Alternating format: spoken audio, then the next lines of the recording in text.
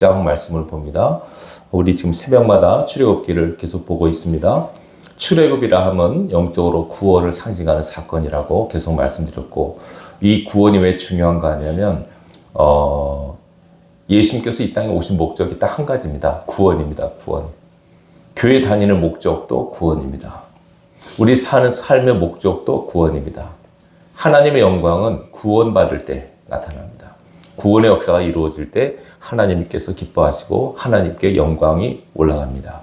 우리가 무엇을 하든지 하나님의 영광을 위해 하라라고 말씀하고 있지 않습니까? 여러분 삶에서 하나님의 가장 기뻐하시는 모습은 구원받는 것, 구원시키는 것, 이것이 가장 하나님께 영광이 되는 일임을 기억할 수 있기를 바랍니다. 그리고 자신의 구원, 또 다른 사람의 구원에 대해서 여러분 늘 신경을 쓰셔야 됩니다. 내가 구원받았지라고 하는 구원의 확증을 늘 하시면서 구원받은 자로서 어떻게 살 것인가를 고민하고 몸부림을 치셔야 되고, 또 다른 사람을 어떻게 하면 구원할까 하는 그런 거룩한 근심을 하셔야 돼요. 세상 걱정, 세상 먹고 사는 것에 대한 근심이 아니고 내 주위에 있는 사람을 어떻게 하면 예수 믿게 할까, 어떻게 하면 천국으로 가게 할까, 이 생각을 늘 하면서 살아갈 때 하나님께서 축복하실 줄로 믿습니다. 자, 이 구원에 대한 이야기가 이해지면서 오늘 11장 드디어 마지막 한 가지 재앙만을 남겨놓은 상태에서 하나님께서 모세에게 말씀하시는 내용, 모세가 바로한테 선포하는 내용이 나와 있습니다. 자, 우선 1절에 보시면 여호와께서 모세에게 이르시기를 내가 이제 한 가지 재앙을 바로와 애굽에 내린 후에야 그가 너희를 여기서 내보내리라. 그가 너희를 내보낼 때는 여기서 반드시 다 쫓아내리니 백성의 말하여 사람들에게 각기 이웃에게 은금 패물을 구하게 하라 하시더니, 마지막 한 가지 재앙이 끝나면 결국은 바로가 너희를 다 보낼 것이다. 쫓아낼 것이다. 다 보낼 것이다. 바로가 지금까지는 머뭇거렸고 그냥 장정만 나가라, 그 다음에 애들까지는 가지만 소나 양과 가축을 내버려 둬라, 이런 식으로 온전한 구원을 이루지 못하게 방해했잖아요. 하나님의 역사는 온전한 구원, 즉 당시로 말하면 온전한 출애굽, 완전한 탈출, 이것을 분명히 약속하고 계십니다. 구원은 여러분 완전한 것입니다. 예수 믿고 구원받았다, 반구원받았다, 이런 건 없습니다. 내가 확실히 예수를 인격적으로 영접하면 그 사람은 완전히 구원받은 것입니다. 이것을 여러분 확증하셔야 됩니다. 간혹 보면 내가 구원받았는지 안 받았는지 모르겠어 하는 분들이 있어요. 교회 다니면서. 그럴 수 있어요. 아직 이제 하나님 말씀이 온전히 믿어지질 않고. 일단은 저는 봅니다. 성도님이 교회에 나오신다는 것은 하나님의 부르심이 있다는 거고, 하나님의 감동과 부르심에 성도님이 응답한 것입니다. 타의에 의해 왔든 어쨌든, 물론 이제 결국은 내 자신의 결단이 가장 중요하죠. 내가 마음으로 믿어 또 입으로 시인하고 완전히 구원에 이르면 됐지만, 어쨌든 교회에 나왔다는 것은 하나님의 이끌림이 있다는 거고 하나님의 부르심이 있다는 것을 부인해서는 안 됩니다. 구원은 내 힘으로 되는 게 아닙니다. 이스라엘 백성이 출애굽할 때 그들이 무슨 힘을 썼습니까? 가만히 있었습니다. 그냥 홍해 앞에서도 떠들지 말라, 가만히 있으라, 하나님이 행하시는 기적을 보라. 구원은, 영혼 구원은 하나님의 절대 주권의 축복이 있습니다. 꼭 기억하십시오. 자, 이제 하나님께서 말씀하세요. 이제 내가 한 가지 재앙을 더한 다음에 바로가 너를 내쫓을 것인데, 나갈 때 그 애굽 사람에게 은근 패물을 달라고 해라.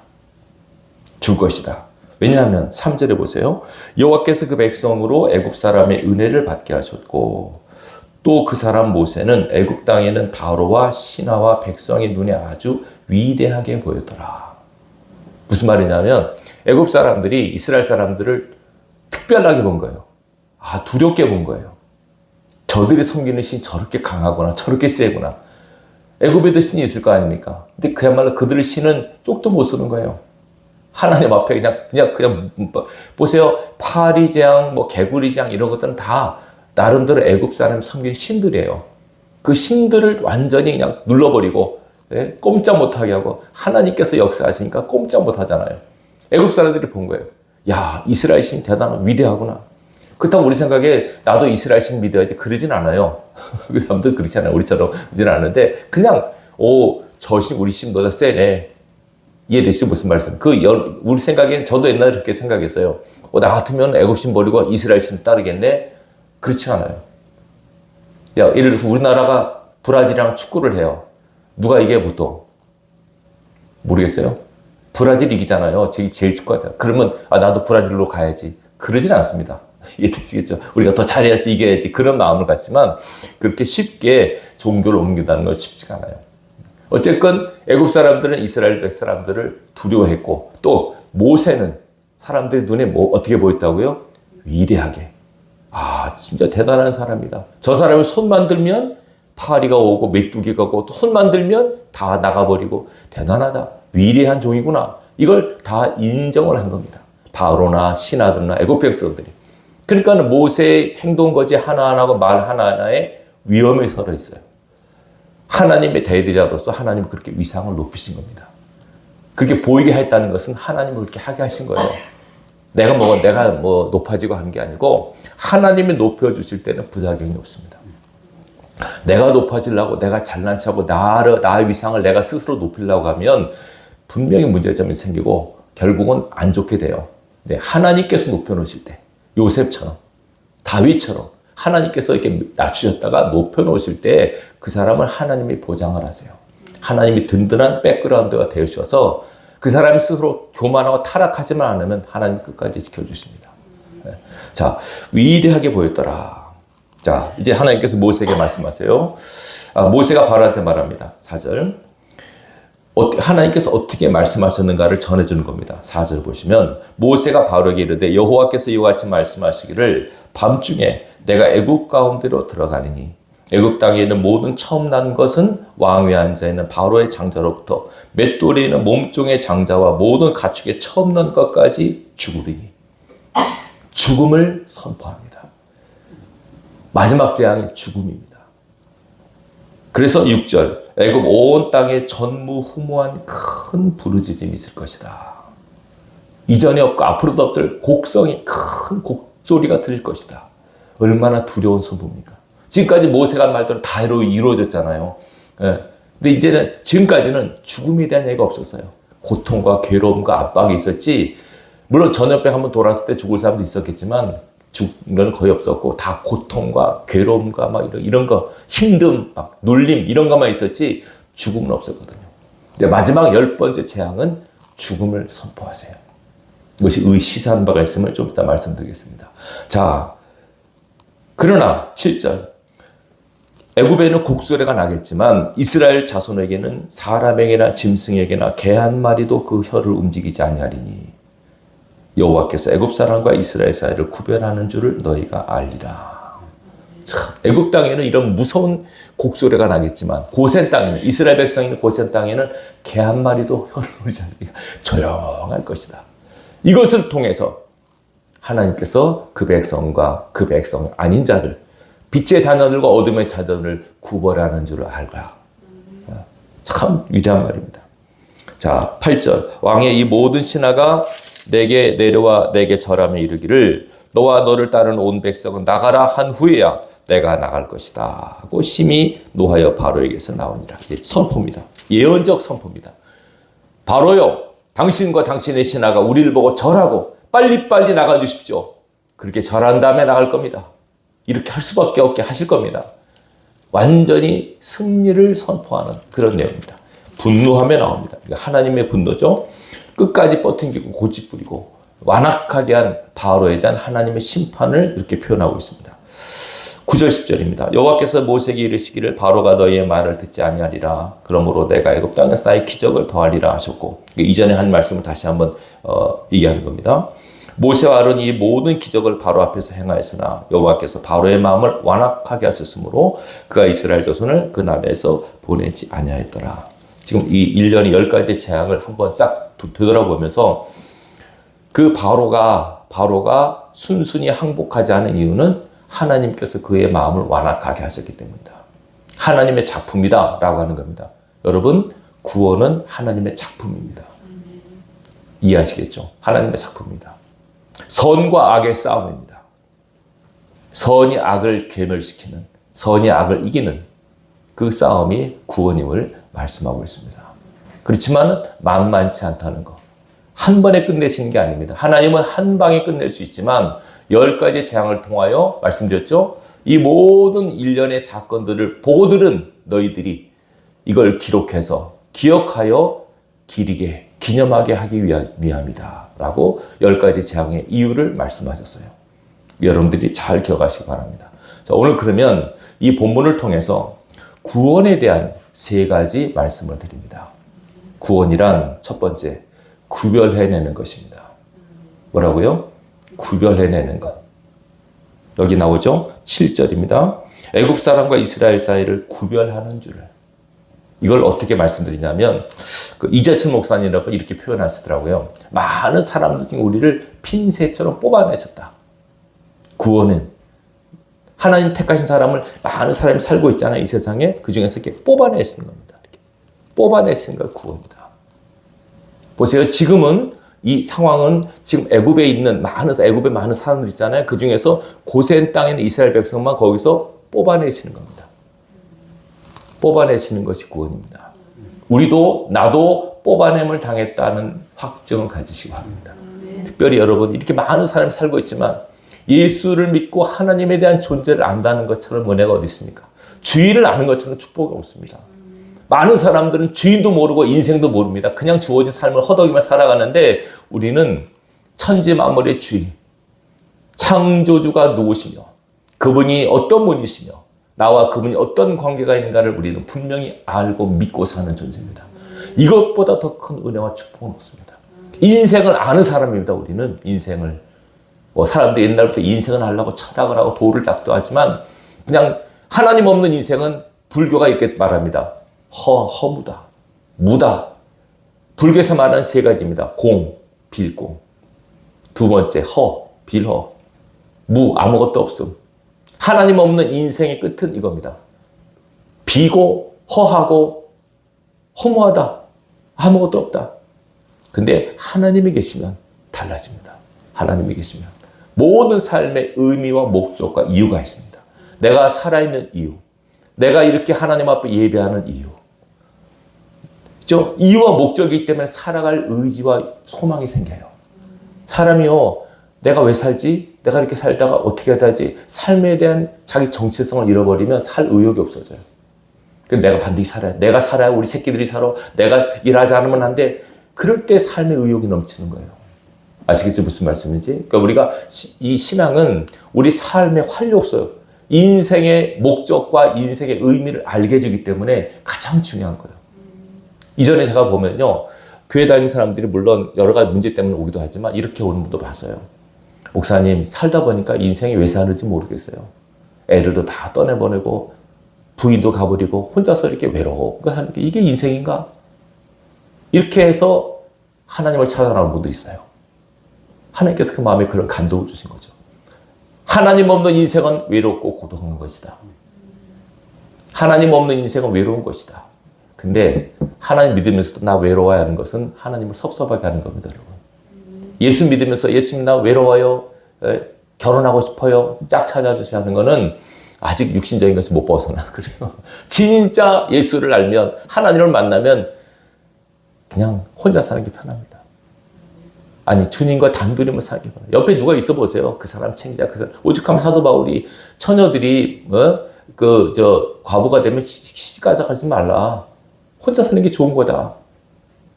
그 챙기자니 얼마나 부산해요. 이 사람 밥 챙겨야지, 옷 챙겨야지. 그러다 보면 하나님께 내 신경이 안 쓰여지는 거예요.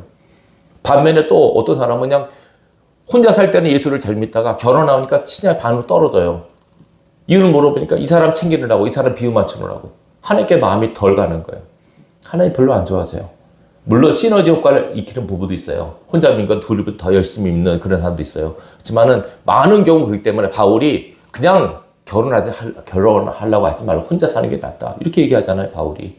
이것도 혼자 사는 게 좋다는 건 아니고, 원래는 같이 짝을 이뤄서 가정을 이루는 게 가장 낫지만, 어찌됐든, 막 결혼하려고 애쓰고 닥달하지 말고, 하나님이 주시면 살고, 안 주시면 그냥 가고 하는 거죠. 이해되시겠죠? 무슨 말씀인지. 인생은 하나님과의 결혼입니다. 예수님과 결혼입니다, 여러분.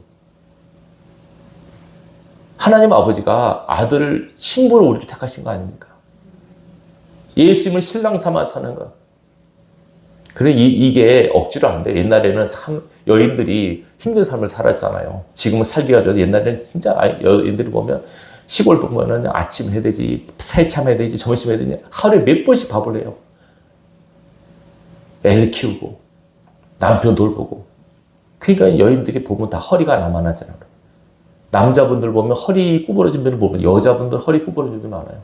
하도 일을 해가지고. 그렇게 힘들게 살았어요. 그러니까 그렇게 힘들게 살다가 예수를 만나면 얼마나 행복해요. 그 옛날 분들은 진짜 예수 뜨겁게 믿었어요.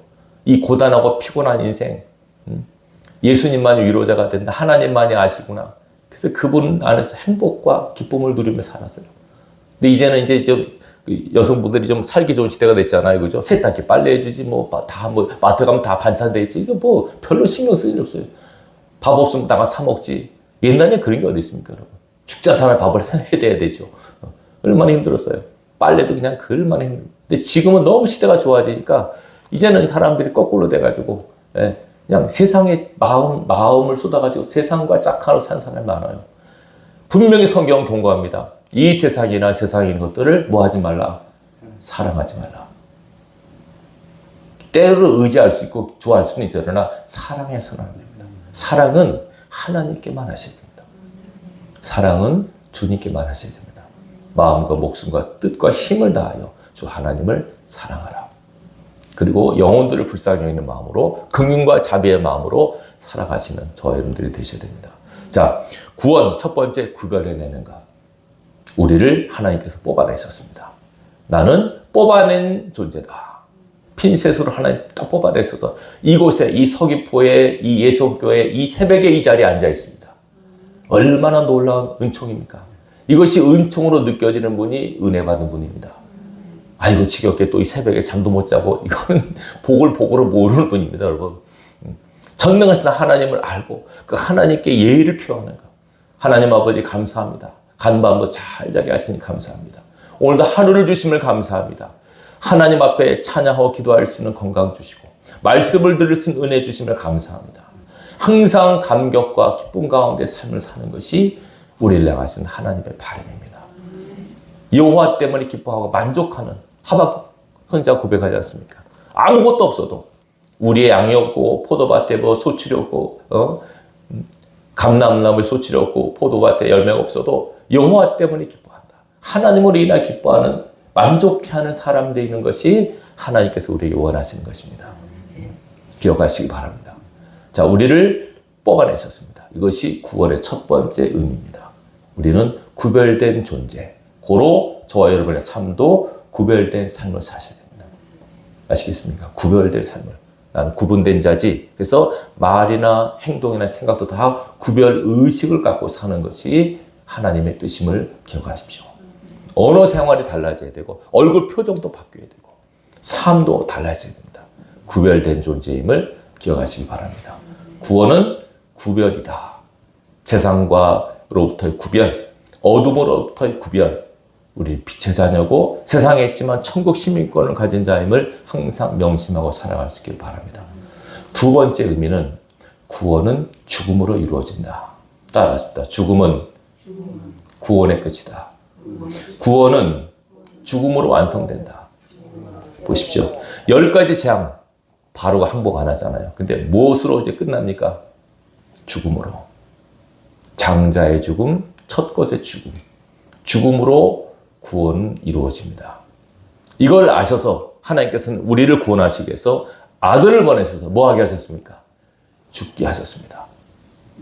구원은 죽음으로 이루어집니다. 엄밀히 말하면 구원으로, 죽음으로 출발하고 죽음으로 완성됩니다. 보세요. 우리가 어떻게 구원받습니까? 예수님이 나를 위해 십자가에 달려 돌아가셨다는 것을 내가 믿으면, 나를 위해서 죽으셨다는 걸 내가 믿으면 구원받습니다. 십자가를 받아들인다는 그 의미입니다. 내가, 예수님이 나 때문에 돌아가셨다. 나를 위해 돌아가셨다. 나를 위해 생명을 들이셨다. 라고 하는 것이 믿어지면 그 사람은 생명책 이름이 기록됩니다. 구원받습니다. 그리고 나서 우리는 죽을 때까지 구원을 이루어야 됩니다. 구원받는 것은 우리 영혼이 구원받잖아요. 그죠? 근데 아직도 이 혼하고 육은 세상에 그들의 때가 묻었어요. 그러니까 우리가 주 앞에 서는 그날 평생 우리는 성화구원을 이루셔야 됩니다. 이전과 다른 생각, 이전과 다른 말, 삶의 패턴, 습관, 이제는 예수 믿는 자답게 거룩한 구원을 이루라고 성경은 두렵고 떨림으로 너희 구원을 이루라 라고 우리에게 과제를 주셨어요. 그러면 그 구원을 어떻게 이룰까요? 어떻게 내가 거룩하게 될까요? 답을 말씀하셨습니다. 아무든지 나를 따라오려거든 자기를 부인하고 자기 십자가를 지고 나를 쫓을 것입니다. 구원의 성화구원을 이루는 것은 자기 부인입니다. 자기 부인. 자기를 부정하는 것. 이것은 어떻게 나타나는지 아십니까? 바울이 갈라디아서 2장 20절에 복음의 핵심입니다. 내가 그리스도와 함께 십자가에 못 박혔나니 그러면서 이제는 내가 사는 것이 아니라 내 안에 그리스도께서 사신 것이라. 내가 사는 것이 아니다. 내 안에 주님이 사신다. 나는 죽었다. 나는 더 이상 내가 아니다. 내 안에 주님이 사신다. 이런 마음으로 살아가는 것이 성화구원이고 이래야만 주님을 온전히 따를 수 있습니다. 내가 살아있잖아요. 내 고집과 내 지식과 이런 것들, 내 감정이 살아있으면 힘들어요. 예수 믿기가 힘들어요. 보세요. 예수 믿을 때 만만치 않잖아요.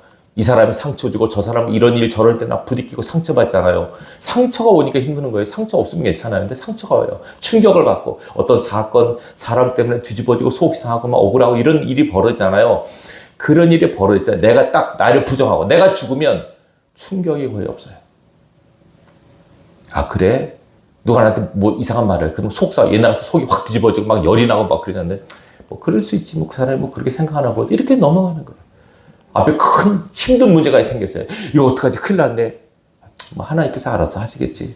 기도만 하면 되지. 이렇게 넘어가는 거예요.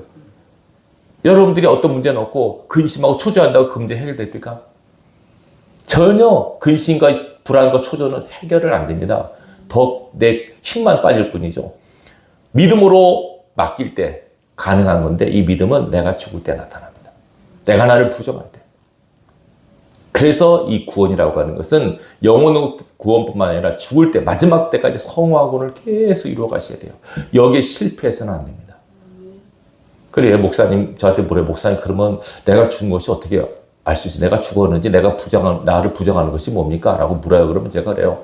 혹시 성도님 집에서 아내나 또 애들이 무슨 말을 했을 때 속이 뒤집어지고 열이 빠지고 그럽니까? 그럼 내가 그럼요. 이상한 말은 속삭 억울하죠. 그러면 아직 안 죽은 겁니다. 회사에서 억울한 일 당할 때 막 기가 막히고 막 잠도 안 자고 그럽니까? 당연히 그러죠. 그러면 아직 당신이 안 죽은 겁니다. 죽으면 이런 말 있잖아요. 죽은 자는 뭐가 없어요? 말이 없어요. 발로 차보세요. 죽은 사람 발로 차고 침 뱉어 보세요. 죽은 자가 벌떡 일어나서 왜 침 뱉어? 왜 나를 때? 그러지 않아요. 죽은 자는 별짓에도 끄떡 없어요. 사단이 오묘해요, 여러분. 부부싸움 하는 걸 보면요. 한 사람이 안 죽어서 그래요. 한 사람이 죽으면 혼자서 막 난리 복소치다가 조용해져요. 근데 한 사람이 딱 조용하다가 막 이런 말 저런 말 막 속 뒤집어진 말을 하면 그때부터 같이 맞싸우는 거예요. 근데 딱 한 사람이 죽어버리면 혼자서 난리 법석치다가 조용해져요. 싸움이 없어요. 뭐 박수도 손바닥도 마주쳐야 소리 낸다는 거잖아요. 죽으면 조용해져요. 죽지 않으니까 이렇게 난리를 치지. 간혹 교회에서 문제가 있는 게 뭐 말이 많은 게 뭐 싸우는 게 그 사람들은 구원을 아직 이루지 못한 상태입니다. 성화구원을 온전히 이루시기 바랍니다. 그래서 성령을 보내신 겁니다. 너 힘으로 안 되니까 내가 내 영을 보내서 너희 마음을 다스리게 할 거야. 불안하고 두려울 때 담대함을 줄 거야. 화가 나고 억울할 때 평안함을 줄 거야. 성령이 그 일을 하시는 겁니다. 우리 안에서. 우리를 위로하시고 우리를 코칭하시는 분이 성령님이세요. 여러분들이 돈 잃어버렸다고 뭐 건강에 나타나고 막 충격받고 막 난리 법석치고 이거는 아직도 자기가 자기를 부인하지 않은 상태입니다. 충격이 없어야 됩니다. 환자분, 암이 걸렸습니다. 앞으로 몇 개월 살 것입니다. 그럴 때 어떡합니까? 얼굴이 하얗게 되고 하늘 노랗게 빙빙 돕니까? 아닙니다. 그래서는 안 됩니다. 그래요. 감사합니다. 빨리 천국 가겠네요. 지금 성도님, 우리 집사님 지금 주식 다 휴지가 됐네요. 매덕 다 날라갔네요. 그런 말 들을 때 어떡합니까? 나는 거지가 됐네라고 그렇게 합니까? 하나님, 어차피 빈손으로 왔다 빈손으로 가는 인생 알아서 하십시오. 이런 마음이 드는 것이 자기가 부정된 사람이에요. 이거 갖고 시험하시면 내가 그랬어요. 그런 일이 있을 때 그 상황과 그 말에 성도님 어떻게 반응하냐에 따라서 성도님 상태를 알 수 있습니다. 억울하고 일이라고 기가 막힌 일을 당할 때 막 분이 끓어오르고 막 씩씩대고 하면 아직도 자기가 안 좋은 겁니다. 그걸 갖고 아시면 됩니다. 별말을 다 하고 어떤 일이 벌어졌다고 성경에 나오잖아요. 수많은 사람이 나를 에워싼다 할지라도 산이 흔들려 바다 가운데 빠질지라도 내 마음은 요동하지 않는다. 그것이 내가 죽은 사람, 자기가 부정된 사람입니다. 이 싸움은 쉽지 않습니다. 그래서 십자가를 치라고 하는 겁니다. 여러분 제가 여쭤볼게요. 예수님께서 십자가에서 돌아가셨죠? 그죠? 십자가에서 돌아가신 거 아니라 언제 돌아가신지 아세요? 겟세마네 동산에서 돌아가신 겁니다. 처절한 싸움에서 아버지 뜻대로 죽겠습니다. 딱 그래서 십자가를 질 때 7가지 말씀을 하세요. 첫 번째 말씀 뭡니까? 아버지 저들이 하는 것을 저들은 모릅니다. 용서해 주십시오. 자기가 죽은 사람이 할 수 있는 말입니다. 복수할 거예요, 하나님. 내가 살아나서 나를 죽인 놈들, 결국은 내가 반드시 복수할 거예요. 이거는 자기가 부정된 사람입니다. 자기가 부정되면 모든 사람이 불쌍히 여겨집니다. 축복할 수 있습니다, 진정으로. 그 마음이 드셔야만 내가 죽은 사람입니다. 예수님은 십자가에서 돌아가셨다기보다는 겟세마네 동산에서 3번의 처절하게 자기와의 싸움에서 이기신 겁니다.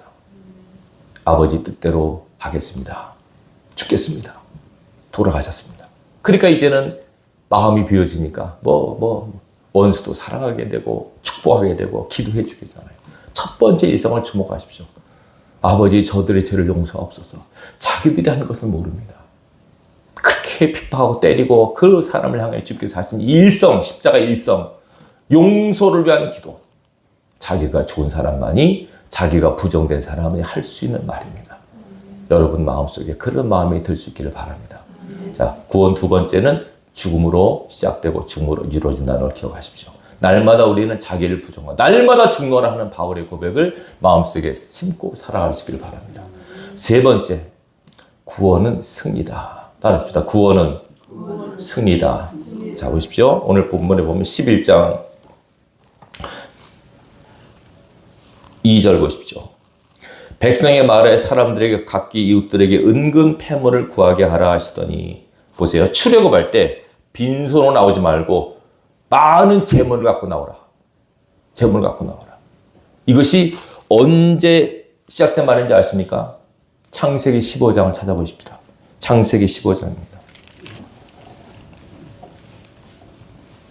창세기 15장 13절과 14절 18페이지 되겠네요. 창세기 15장 13절과 14절 오래전 약 5, 600년 전에 아브라함에게 약속하신 말씀 중에 이 얘기가 나옵니다. 창세기 15장 13절과 14절 같이 읽습니다. 시작. 여호와께서 아브라함에게 이르시되 너는 반드시 알라 네 자손이 이방에서 객이 되어 그들을 섬기겠고 그들은 400년 동안 네 자손을 괴롭히리니 그들이 섬기는 날을 내가 징벌할지며 그 외에 네 자손이 큰 재물을 이끌고 나오리라. 아멘. 600년 전에 아브라함이 하신 말씀입니다. 아브라함은 이거 그냥 이게 무슨 말인지 모르죠. 예? 제가 계산해 보니까 우리 600년 전 계산해 보니까 세종대왕 때 지금 오늘 예언한 거 똑같은 시기예요. 세종대왕 우리나라 한글 그때 만들 때 앞으로 무슨 한글이 어떻게 될 것이다. 그때 하나님께서 아브라함에게 내가 너희를 괴롭힌 나라를 징벌하고 너희가 큰 재물을 이끌고 나올 것이다. 보세요. 그래서 이 말씀이 이루어지잖아요. 그래서 13장 보세요. 12장 출애굽기 12장 35절 36절 보십니다. 출애굽기 12장 내일도 보겠지만은 출애굽기 12장 35절 36절 있습니다. 시작. 이스라엘 자손이 모세의 말대로 하여 애굽 사람에게 은금 패물과 의복을 구하매 여호와께서 애굽 사람들에게 이스라엘 백성이 은혜를 입히게 하사 그들이 구하는 대로 주게 하심으로 그들의 애굽 사람의 물품을 취하였더라. 여기 취하였다라고 관주가 나오죠. 뭐라고 나옵니까 밑에? 약탈하였더라. 빼앗았더라. 이해되시겠죠? 다시 봅시다. 구원은 승리다. 예. 이것이 전리품입니다. 아시겠습니까? 사단과의 싸움에서 이긴 겁니다. 여러분 옛날에 전쟁에서 싸워서 이기면 전리품을 수거해요. 이긴 사람, 이긴 쪽에서 진 거에서 다 동물, 사람 다 취하잖아요. 약탈하잖아요. 이 전리품을 하나님께서 다 응급햄을 갖고 오라고 하신 것은 딴 거 아닙니다. 이것이 승리임을 알아라. 이것이 전리품이다. 다시 이거는 하나님 싸워서 주신 거죠. 자기가 그냥 그대로 갖고 오는 거죠, 그냥. 만약에 애굽 사람들이 안 주고 그러면 못 듣잖아요. 근데 하나님께서 은혜를 입게 하셨다고. 행복한 겁니다. 야, 너희 하나님 위대하시구나. 그들이 어떻게 하면 그 이스라엘 백성 뒤에 계신 크신 하나님은 그들이 눈으로 봤잖아요. 10가지 재앙을 통해. 그러니까는 달란트로 다 주는 거죠. 이것저 저것저것 다. 노예가 무슨 재산이 있습니까? 노예가 갑자기 부자가 돼서 애굽을 빠져나옵니다. 구원은 승리입니다. 승리의 전리품을 거두게 하십니다. 구원은 승리임을 기억하십시오. 자, 아까 말씀드렸죠. 구원은 두 가지입니다. 영혼 구원과 성화 구원이 있습니다. 영혼 구원은 예수 믿을 때 이루어지지만 성화 구원은 끝까지 여러분이 성공하고 이기셔야 됩니다. 요한계시록 2장, 3장 7개의 말씀. 공통적인 뭐라고요? 어떤 자는 이기는 자는 구원은 승리입니다. 이기는 자가 구원받습니다. 세상과 사탄과의 싸움, 나 자신과의 싸움, 이 죄와의 싸움에서 이긴 자만이 하나님 나라에 입성합니다. 천국은 이긴 자가 가는 곳임을 기억하십시오. 이 싸움에서 오늘도 이기시기 바랍니다. 앞으로도 이기시기 바랍니다. 우리 주님께서 십자가로 승리하셨다고 말합니다. 그럼 요약해서 말씀드립니다. 오늘 세 가지 말씀드렸습니다. 구원은 구별해내는 것이다. 나는 구별되지 않으면 기억하시고, 구원은 죽음으로 완성됩니다. 내가 죽도록 애를 쓰십시오. 십자가에 나를 자신을 내가 죽었다고 선언하시고 늘 자기를 부정하는 삶을 사십시오. 그리고 세 번째, 구원은 승리입니다. 이 싸움에서 여러분들 이기시기 바랍니다. 죄와의 싸움에 사단과의 싸움에 이기야만 천국 갑니다. 진 자가 가는 곳이 아닙니다. 이긴 자가 가서 상급과 위로를 받는 곳이 천국입니다. 기억하시고 오늘도 하루를 주신 하나님께 감사하고 이 구원의 은총을 누리는 저와 여러분들이 주님의 이름으로 축원합니다.